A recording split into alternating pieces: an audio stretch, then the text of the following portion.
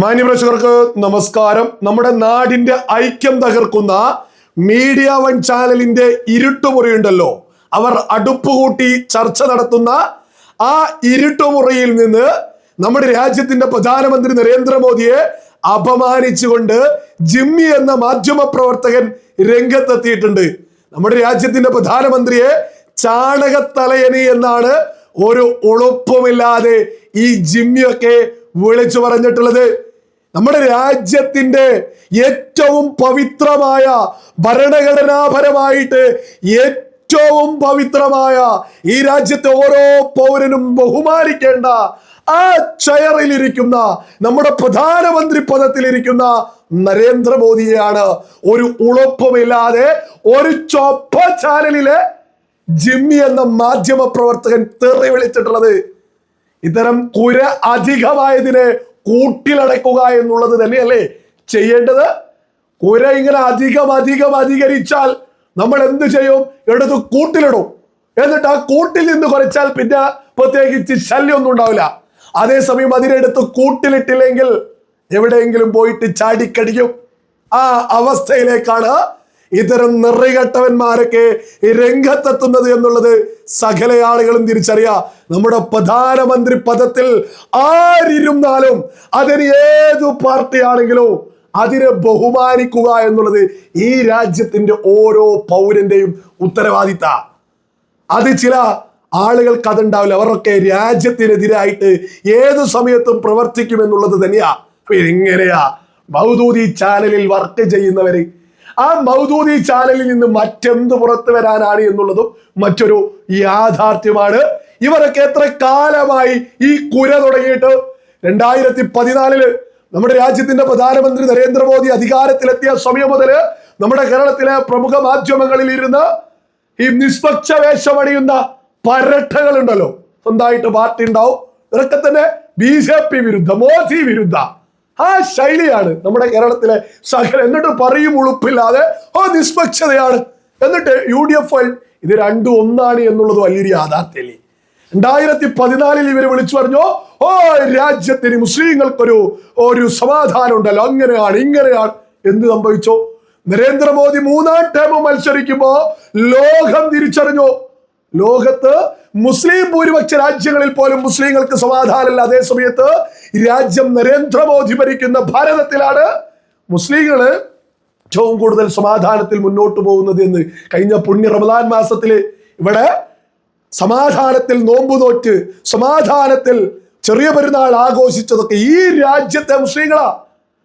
ഇവിടെ പ്രമുഖ മാധ്യമങ്ങൾ എന്തായിരുന്നു നിരന്തരം വിളിച്ചത്? നരേന്ദ്രമോദി വന്നാൽ അങ്ങനെയാ ഇങ്ങനെയാ. 2019 നരേന്ദ്രമോദി അധികാരത്തിലെത്തിയ സമയത്ത് എന്തൊക്കെയായിരുന്നു ഇവിടെ വിളിച്ചു പറഞ്ഞു? ജനാധിപത്യം തകർന്നു, സ്വാതന്ത്ര്യ സമരത്തിനിറങ്ങണോ എന്ന് പോലും ചില മാധ്യമ പ്രവർത്തകര് സോഷ്യൽ മീഡിയകളിലൂടെ വിളിച്ചു പറഞ്ഞു. ഒരു ഉളുപ്പമില്ലാതെ അവരൊക്കെ ഇപ്പോ എന്ത് പറയുന്നു? ഇപ്പോഴും അവര് നരേന്ദ്രമോദിക്കെതിരെ കുരച്ചോണ്ടിരിക്കുന്നു. ഇവരിവിടെ നിരന്തരം പറയും ഇവിടെ സ്വാതന്ത്ര്യമില്ല, ഇവിടെ പറയാനാവുന്നില്ല, ഇവിടെ മോദിക്കെതിരെ മിണ്ടാൻ പറ്റില്ല. ആരായി പറയുന്നത്?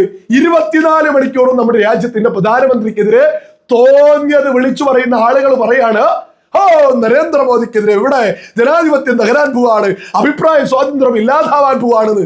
ഉളുപ്പില്ലേ? ഇത്തരം നിറകെട്ടവന്മാർക്ക് ഒരു ഉളുപ്പില്ലേ?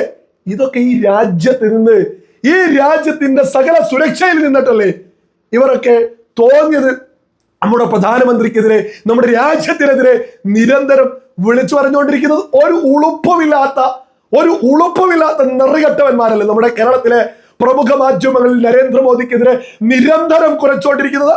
ഇവരിങ്ങനെ കുരയ്ക്കുക, നല്ല രീതിയിൽ കുരയ്ക്കുക. ഈ കുരച്ചോണ്ടിരിക്കുന്നവർ ഇന്നും അവിടെ തന്നെ ഇരുന്ന് കുരയ്ക്കുക. ഈ ജിമ്മിയൊക്കെ ഇപ്പൊ എത്തി നിൽക്കുന്ന എവിടെയാ? മീഡിയ വണ്ണിൽ. ഇവർ കുരച്ചു.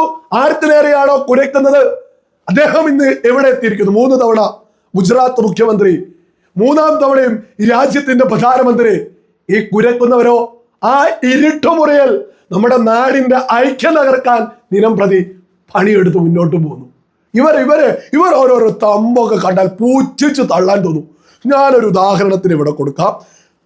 പാളിയ മോദി പ്ലാൻ 2014 മുതൽ മീഡിയ വൺ മുതൽ കേരളത്തിലെ പ്രമുഖ മാധ്യമങ്ങൾ മോദിയെ പഠിപ്പിക്കാൻ നടക്കുക. ഇവരിങ്ങനെ പഠിപ്പിക്കുക.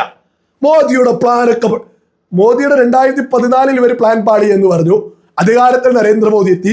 2019 എത്തിയിട്ട് ഇത്തവണ സകലതും മോദിയുടേത് തീർന്നു, സകലതും പാടിയെന്ന്. 2019 നരേന്ദ്രമോദി തന്നെ അധികാരത്തിൽ. 2024 എത്തിയ സമയത്ത് ഇതേ ആളുകൾ നിരന്തരം കുരച്ചോണ്ടിരുന്നു, ഫുള്ള് പാളി. ഇനി നരേന്ദ്രമോദി അധികാരത്തിലെത്തില്ല, ഇനി എത്തിയാൽ ഇവിടെ ജനാധിപത്യം ഉണ്ടാവില്ല, ഇനി എത്തിയാൽ ഇവിടെ സ്വാതന്ത്ര്യം ഉണ്ടാവില്ല, ഇനി എത്തിയാൽ ഇവിടെ ഇന്ന മതത്തിന് സമാധാനം ഉണ്ടാവില്ല. 3ാം തവണയും നരേന്ദ്രമോദി തന്നെ അധികാരത്തിലെത്തി.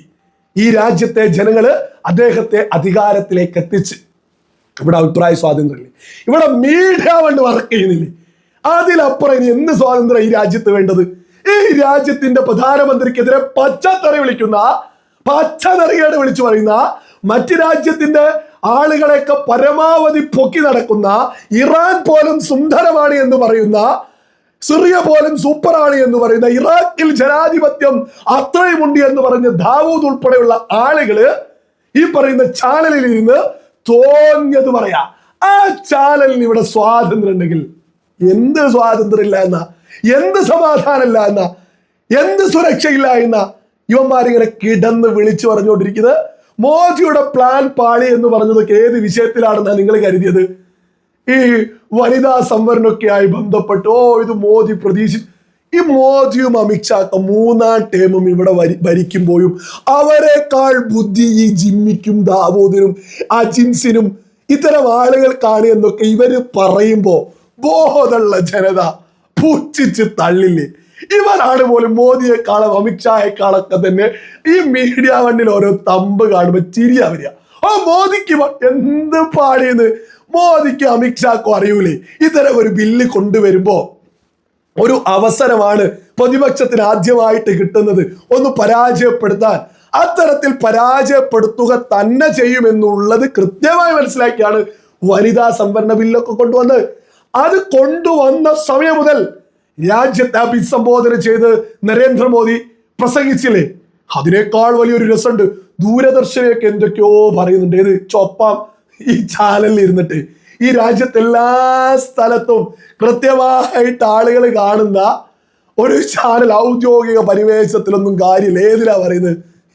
മൗദൂദി ചാനൽ. മലയാളികൾ കഴിഞ്ഞാൽ ഈ രാജ്യത്തെ മറ്റ് 135 കോടിയോളം ആളുകൾ കാണുന്ന ചാനലിനെ കുറിച്ച് പറയാണ്. 3.5 കോടിയല്ലേ ഉള്ളൂ മലയാളം പറയുന്ന ആളുകൾ എന്ന് പറഞ്ഞാൽ 3, 4 കേട്ടോ. ഇതിലപ്പുറം ആരും ഈ പറയുന്ന മീഡിയ വൺ കാണൂല എന്നുള്ളതൊരു യാഥാർത്ഥ്യം. അവിടെ ഇരുന്നിട്ടാ പറയുന്നത് ദൂരദർശനിലൊക്കെ നരേന്ദ്രമോദി എന്തെങ്കിലും പറഞ്ഞിട്ട് എന്ത് കാര്യമാണ് എന്നൊക്കെ. എജ്ജാതി മൊണ്ണകളാ ഇതിലൊക്കെ ഇരുന്ന് ഇത് വിശ്വസിക്കാൻ അതിലും ഏറെ മരമൊണ്ണകളും. എന്നിട്ടോ ജിമ്മി സൂപ്പർ, ദാവൂദ് അങ്ങനെ, മറ്റോരിങ്ങനെ, എന്നിട്ട് ഇവര് പറയും പോലെ രാജ്യം പോകുന്നത് പോലെയൊക്കെ കുറെ മൊണ്ണകൾ കമന്റ് ഇടുന്നവർ കരുതുന്നത്. ഈ മൊണ്ണകൾ എത്ര കൊല്ലായി? 15 3ാം ടേമിലേക്കല്ലേ നരേന്ദ്രമോദി എത്തിയത്? എന്നിട്ടും ഈ സമയത്ത് എങ്ങനെയായി മൊണ്ണകൾ പറയുന്നത് വിശ്വസിക്കുന്നതെന്നാ തീരെ മനസ്സിലാകാത്തത്. നരേന്ദ്രമോദിയെ പച്ചത്തറി വിളിച്ച ഈ ഒരു മാധ്യമ പ്രവർത്തകനൊക്കെ നമ്മുടെ നാടിന്റെ അപമാന. ആര് പ്രധാനമന്ത്രിയായാലും ഈ രാജ്യത്തിന്റെ പ്രധാനമന്ത്രിയാ. ആ പദത്തിൽ ഏതൊരു പാർട്ടിക്കാരൻ എത്തിയാലും അതിനെ ബഹുമാനിക്കുക എന്നുള്ളതൊക്കെ ഒരു ഉത്തരവാദിത്ത. ഇത്തരം മാധ്യമ പ്രവർത്തകരെയൊക്കെ, ഇത്തരം ഈ കുരച്ചോണ്ടിരിക്കുന്നവരെയൊക്കെ കൂട്ടിലടക്കുക തന്നെയാണ് വേണ്ടത്. അതിലൊന്നും അപ്പുറം ആ ഒരു വിഷയത്തിൽ തർക്കം വേണ്ട. രാജ്യത്തെ അപമാനിച്ചതിന് തുല്യമാണ്. രാജ്യത്തിന്റെ പ്രധാനമന്ത്രിയാണ് ഈ ജിമ്മി എന്ന നിറികെട്ടവനൊക്കെ ചെയ്തിട്ടുള്ളത്. ഇവരൊക്കെ ആർക്ക് വേണ്ടിയിട്ടാണ് ഈ പണിയെടുക്കുന്നത് എന്നുള്ളതും സകലരും ചിന്തിക്കുക.